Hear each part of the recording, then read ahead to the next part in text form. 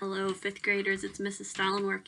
I am here for chapter 26, the final installment of The Thief of Always. Are you ready to see how it ends? Chapter 26, Living Proof.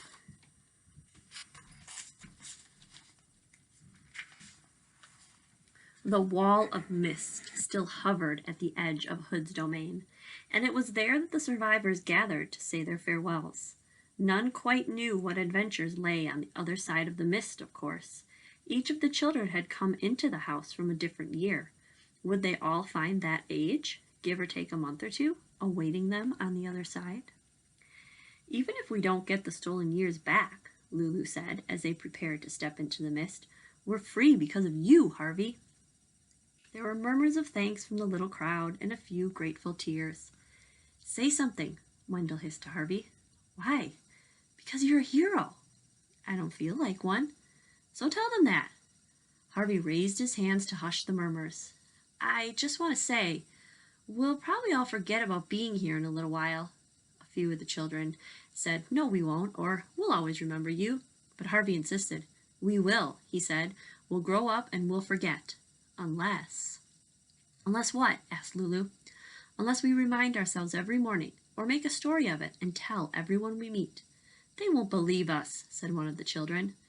That doesn't matter, said Harvey. We'll know it's true, and that's what counts.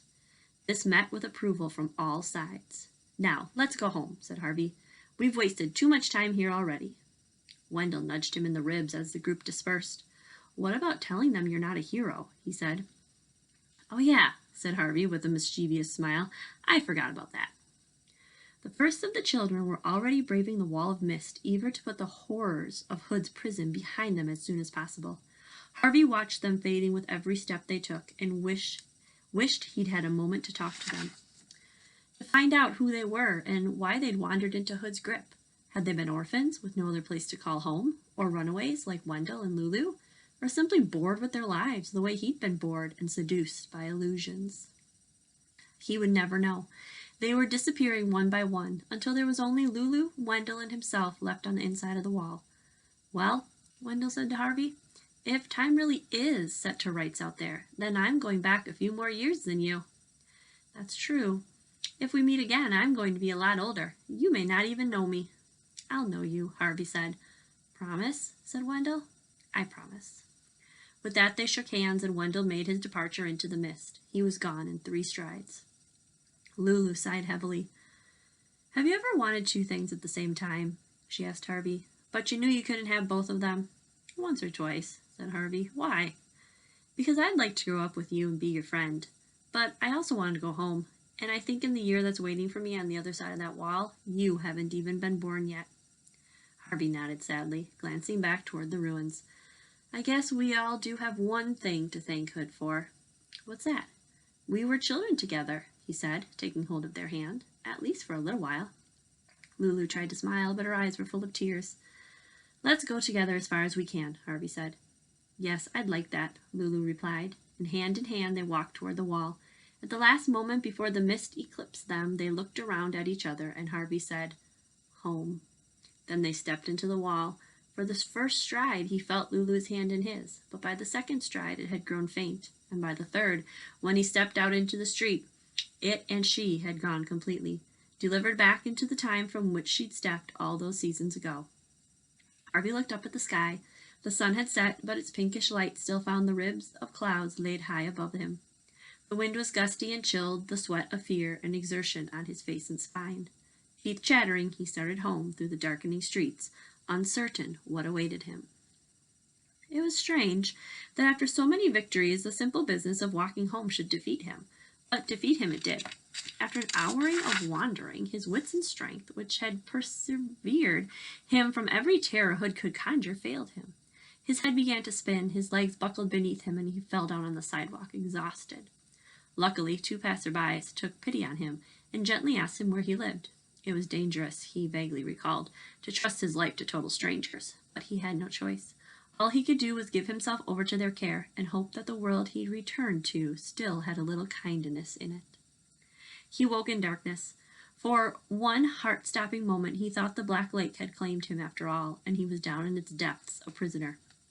Crying out in terror, he sat up, and to his infinite relief saw the window at the bottom of his bed.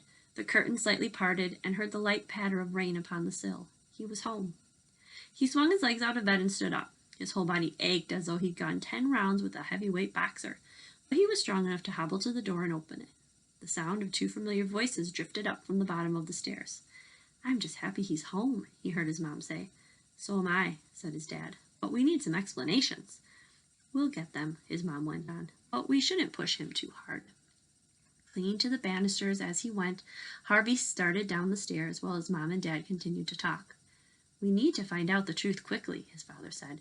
"I mean, suppose he was involved with something criminal." "Not Harvey."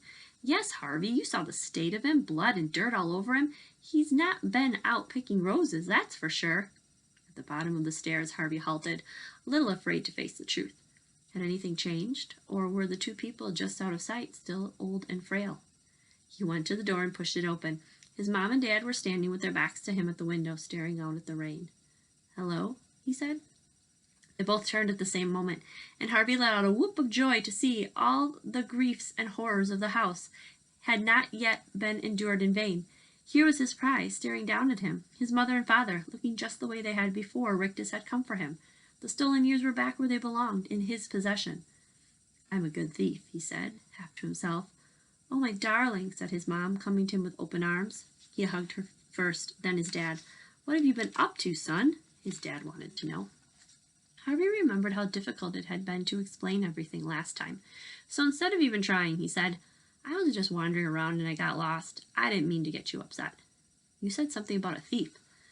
"Did I?" "You know you did," his dad said sternly. "Well, are you a thief if you're taking something that belongs to you in the first place?" His dad and mom exchanged puzzled looks. "No, honey, of course not." "Then I'm not a thief," Harvey replied. "I think you owe both of us the truth, Harvey. We want to know everything." "Everything?" "Everything," said his dad.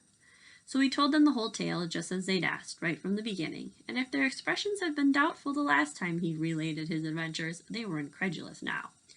"You really expect us to believe all this?" his father broke in while Harvey was talking about meeting Hood in the attic.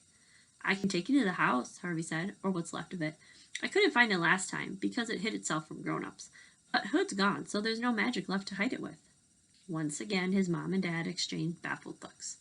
"You can find this Hood house," his father said. "We'd both like to see it." They set out early the following day, and this time, just as Harvey had expected, the way back to the house was not concealed by magic.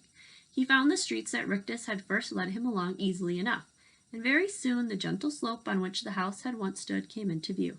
"That's it," he said to his mom and dad. "The Hood house stood there." "It's just a hill, Harvey, a hill covered in grass." It was indeed a surprise to see that the ground on which so many terrible deeds had been done had greened so quickly. "It all looks rather pretty," his mom said as they came to the place where the mist wall had stood. "The ruins are under there, I swear," Harvey said, venturing onto the slope. "I'll show you. Come on." They weren't the only visitors here today.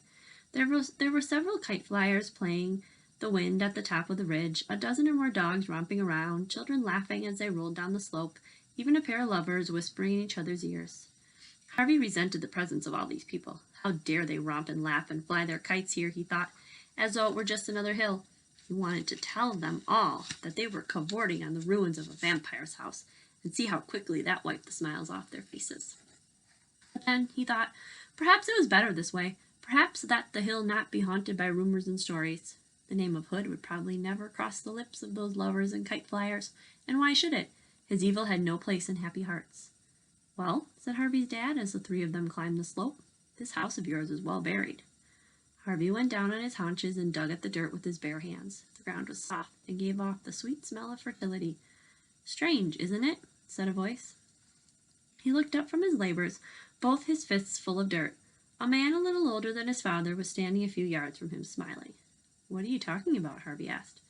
"The flowers, the ground. Maybe the earth has its own magic, good magic, I mean, and it's buried Hood's memory forever." "You know about Hood?" Harvey said. "Oh, yes." "What exactly do you know?" Harvey's mom asked. "Our son here has been telling us such strange stories." "They're all true," the man said.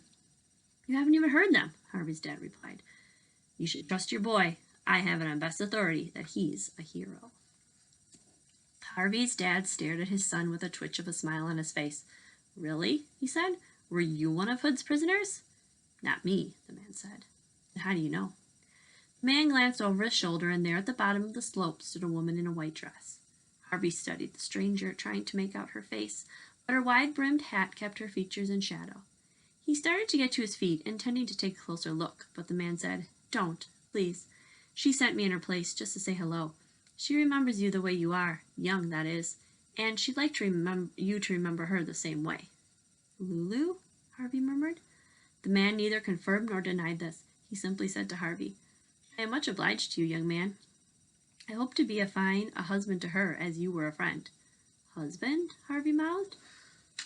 Time flies, the man said, consulting his watch. We're late for lunch. May I shake your hand, young sir? It's dirty, Harvey warned, letting the earth run between the fingers of his right hand. What could be better between us, the man replied with a smile, than this healing earth? He took Harvey's hand, shook it, and with a nod to Harvey's mom and dad, hurried back down the slope. Harvey watched as he spoke to the woman in the white dress, saw her nod, saw her smile in his direction. Then they were both gone, out into the street and away. Well, said Harvey's dad, it seems your Mr. Hood existed after all. So you believe me? Harvey asked. Something happened here, came the reply, and you were a hero. I believe that. Then that's enough, said Harvey's mom. You don't have to keep digging, sweetie. Whatever's under there should stay buried.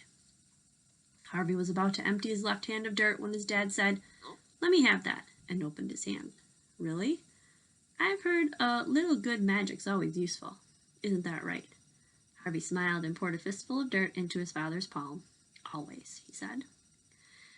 The days that followed were unlike any Harvey had ever known. Though there was no more talk of Hood or the house or the green hill upon which it had once stood, the subject was a part of every look and laugh that passed between him and his parents. He knew they had only the vaguest sense of what had happened to them. But they were all three agreed on one thing, that it was fine to be together again. Time would be precious from now on. It would tick by, of course, as it always had, but Harvey was determined he wouldn't waste it with sighs and complaints. He'd fill every moment with the seasons he'd found in his heart, hopes like birds on a spring branch, happiness like the warm summer sun, magic like the rising mists of autumn, and best of all, love, love enough for 1,000 Christmases. The end. I hope you enjoyed the story, 5th graders. Feel free to send comments or thoughts to your teachers. Just be sure that you give all of your classmates a chance to finish it before you talk about the ending. Have a great rest of your day. Miss you. Hope to see you soon. Bye-bye.